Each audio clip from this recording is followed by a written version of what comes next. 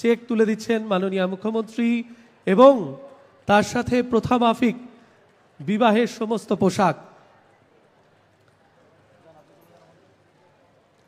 চা সুন্দরী এক্সটেনশন প্রকল্পের দ্বিতীয় কিস্তির টাকা পাচ্ছেন মোট 1,20,000 টাকা। 100 দিনের কাজ কেন্দ্র বন্ধ করে দিলেও আমরা কর্মশ্রীর মাধ্যমে কাজ দিই 50 দিনের। আগে 100 দিনের কাজেও লোকে 30 দিনের কাজও পেত না, আর এখন আমরা কর্মশ্রী আছে। এরা কম ইম্পর্টেন্ট কি মনে করেন?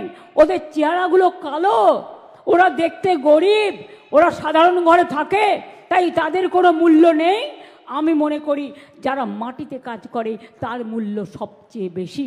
আজকে যে মেয়েটি মাটির ঘর থেকে পড়তে এসছে আমি তাকে বেশি সম্মান করি, কারণ রিক্সাওয়ালার মেয়ে একদিন ইঞ্জিনিয়ার তৈরি হয়, টোটো চালকের মেয়ে একদিন ডাক্তার তৈরি হয়, কৃষকের মেয়ে একদিন ইঞ্জিনিয়ার তৈরি হয়, চাষির মেয়ে একদিন, মনে রাখবেন, তারা দেশকে জয় করে, তারা দেশের পাইলট হয়।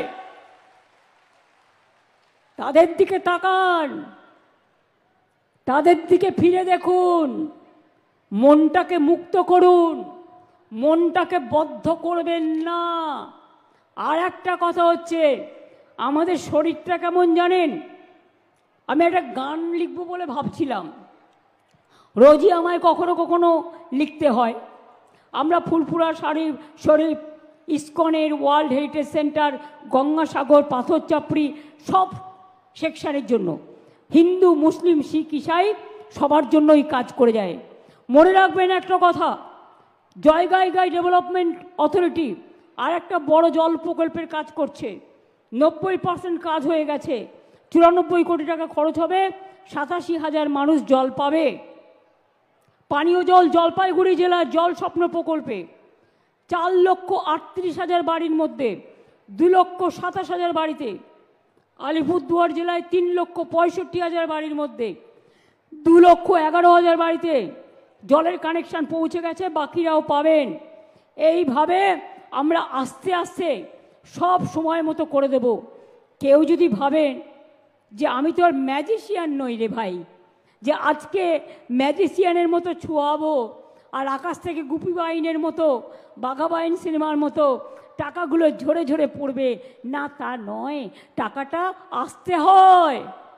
আমরা প্রায় 1,75,000 কোটি টাকা কেন্দ্রীয় সরকারের কাছে পাই। আজকে তা সত্ত্বেও একটাই ট্যাক্স, জিএসটি ট্যাক্স, কেন্দ্রীয় সরকার কালেকশন করেন, আমরা সাহায্য করি, সেই টাকাটাও আমরা ঠিকমতো পাই না। তাছাড়াও আবার ইন্ডাস্ট্রিয়ালিস্টদের কাছে গিয়ে মিউটেশন ফিজের ট্যাক্স নেওয়া হয়, রাস্তায় গাড়ি চললে ট্যাক্স নেওয়া হয় না। এগুলো নেওয়া যাবে না। যে কোনো একটা ট্যাক্স, দুটো ট্যাক্স হতে পারে না। আর কত টাকা চাই? আমার মনে আছে এক সময় ইলেকশনের আগে আমাদের কোনো একজন নেতা বলেছিলেন বিজেপির, যে হাম চায় বাগান বন্ধ जो है সব খুল দেंगे, একটাও খুলতে পারিনি। আমি মলয় ঘটক, ঋত, গৌতম এদের সবাইকে এবং প্রকাশচিক বাড়ির থেকে শুরু করে, গৌতম থেকে শুরু করে সবাইকে, গঙ্গাপ্রসাদ শর্মা থেকে শুরু করে সবাইকে ধন্যবাদ জানাচ্ছি যে এই জেলায়, আলিপুরদুয়ার জেলায় 8টি, জলপাইগুড়ি জেলায় 7টি চা বাগান খোলা হয়েছে। এর আগেও 59টি চা বাগান আমরা খুলেছি। চা শ্রমিকদের মজুরি বাড়িয়ে 250 টাকা হয়েছে। এছাড়াও বিনামূল্যে রেশন, জল, বিদ্যুৎ, চিকিৎসার ব্যবস্থা, অ্যাপ্রন, ছাতা, জুতো, কম্বল ইত্যাদির ব্যবস্থা করা হয়েছে। চা বাগানের শ্রমিকদের পাট্টা প্রদান করা হচ্ছে। চা সুন্দরী এক্সটেনশন প্রকল্পে বাড়ি নির্মাণের জন্য আর্থিক সাহায্য করা হয়েছে। জলপাইগুড়ি জেলায় প্রায় 8,000 পরিবারকে, আলিপুরদুয়ার জেলায় 13,000 পরিবারকে এই প্রকল্পের সাহায্য অলরেডি দেওয়া হয়েছে। এবং আজকেও আপনারা দেখলেন 298 আলিপুরদুয়ার এবং জলপাইগুড়ি জেলায় প্রায় 922টি পরিবারকে চা সুন্দরী প্রকল্পে সহায়তা দেওয়া হয়েছে। মহিলা চা শ্রমিকরা যখন কাজে যায় তার বাচ্চাদেরকে দেখবে, তাই বাচ্চাদের দেখার জন্য আলিপুরদুয়ার জেলায় 22টি এবং জলপাইগুড়ি জেলায় 25টি ক্রেশ স্থাপন করা হচ্ছে। 2,38,000 চা শ্রমিককে আইডেন্টিটি কার্ড দেওয়া হয়েছে। উত্তরবঙ্গে মনে রাখবেন অনেক কিছু হবে, ইন্ডাস্ট্রিও অনেক গড়ে উঠেছে। কালকে অরূপ বিশ্বাস বলছিলেন এখানে শান্তনুও আছে, আগে ওদের চাহিদা কত ছিল? 840 মেগাওয়াট, আর এখন 3000, প্রায় 3500। ইন্ডাস্ট্রি যদি না হয় তাহলে কি আকাশ থেকে হচ্ছে? জিজ্ঞেস করুন। 4টি ইন্ডাস্ট্রিয়াল পার্ক, শিলিগুড়ির ওয়েবেল আইটি পার্কে এআই বেস ডেটা সেন্টার, নতুন ইন্ডাস্ট্রি করবার জন্য জমি সব দেওয়া হচ্ছে। এসএআইপি একটা প্রকল্প আছে, প্রাইভেট সেক্টর ইন্ডাস্ট্রিয়াল পার্ক তৈরি করে, আমরা পারমিশন দিই।